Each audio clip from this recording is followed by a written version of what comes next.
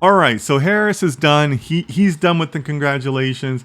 He's all business. He wants to know, when we take a data set to do EDA or feature engineering in Python, where and how to start, and which aspect do we have to consider in our minds? Great question, Harris. Lots to unpack there, right? Lots to unpack there. First of all, let's realize something. We are talking about two completely distinct things. All right. In a well-structured methodology. Sorry, one step back. People make the mistake of combining EDA and feature engineering, but in a well-structured methodology, those are two completely different things. Very fundamentally different things. All right, so that's the first thing to keep in mind. So let's talk about EDA. When it comes to EDA, the whole point of EDA is, what does the data tell you? You think you know what your data tells you because that's your bias, all right? Or the bias of your business, bias of your stakeholders, however you want to put that. But you really don't know anything until you do that EDA. So that's the mindset you should have going into EDA, right? And I talk about this a lot with my corporate clients, and my saying is always, let the data speak to you. Don't tell me what you think the data says. Tell me what the data actually tells you.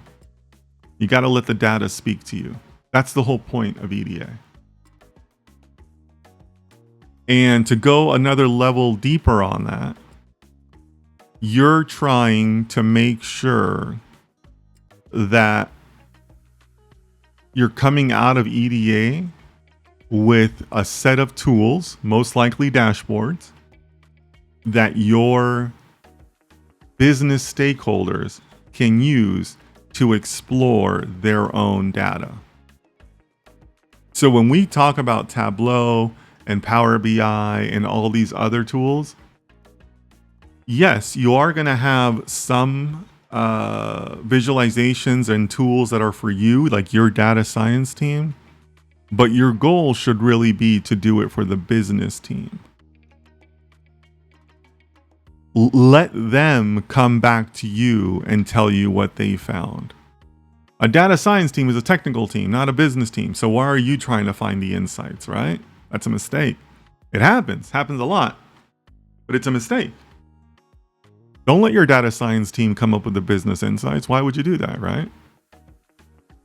So the goal of EDA is to say, all right, here, business stakeholder, we created a set of Power BI dashboards, as an example, and we're going to give you 2 weeks for you guys to go at it and cut and play with the data as much as you want. And in that process, if you've done it right, and and the business is putting their best efforts forward, they're going to come back to you and say, hey, that dashboard you gave us, do you know that we found X, Y, and Z? And you're going to be like, great, what do you want to do with that? Right? When you're doing that, that is like super, super effective EDA. Like you're firing on all cylinders there, right? When you're doing that, that's really should be the goal. To have something where the business is going to come back to you and say, hey, thanks for those dashboards. We found this. Can you help us find more of this? And in some cases, you might find that the dashboards provide them enough information to finish out what they really wanted, right? Because, what are we talking about there? If we're talking about giving somebody advanced dashboards that they're going to play with, and that you've set up properly in in a visualization package, you're talking about advanced analytics, right? And that's okay. Advanced analytics solves a lot of problems. So that should be the goal of EDA, right? Like from beginning to end, that should be the mindset that you have.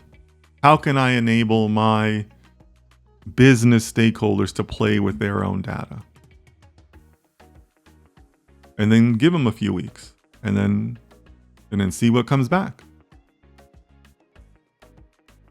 So that would be my answer for EDA.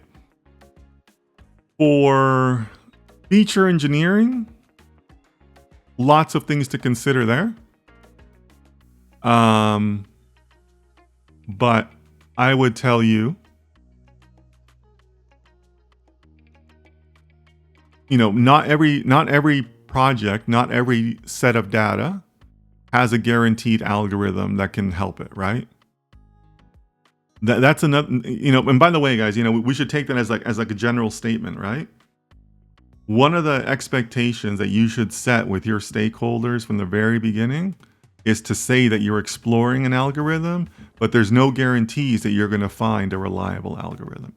People feel that way, right? Because they think, well, Meta does it. Why can't you guys do it? Well, because Meta has a couple more resources than we might have, right?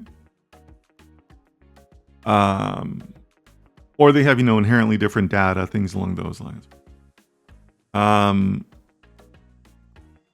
So to me, when I think of feature engineering, because you're asking about mindset, which I love I love that aspect of your question, right? Because you're thinking about it in a bigger picture view, and that's a good thing.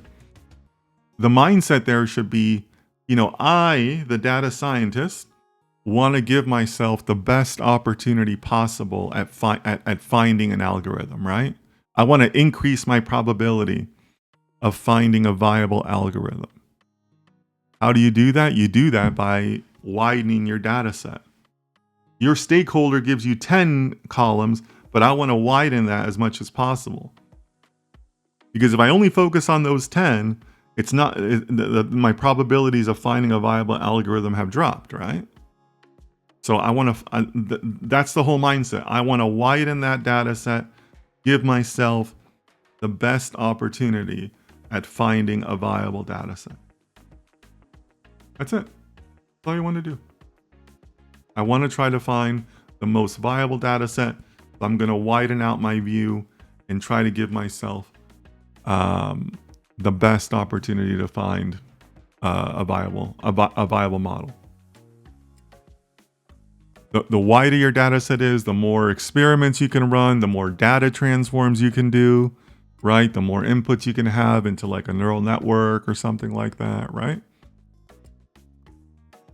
So that's the whole mindset. Now you gotta still add things that make sense, right? It's easy to get like a little bit too loose with the fields that you add, right? You gotta add fields that make sense. But that's the whole mindset, right? Your probabilities increase the wider your data set is. That's it. That's all there is to that. Good question, Harris. So I hope that helps you. If you have any follow-ups or anybody else has questions on that, let me know. But it's a good question. We haven't had a good EDA question in a while. But that's what I would tell you, Harris. Those are the two mindsets that I would carry into it.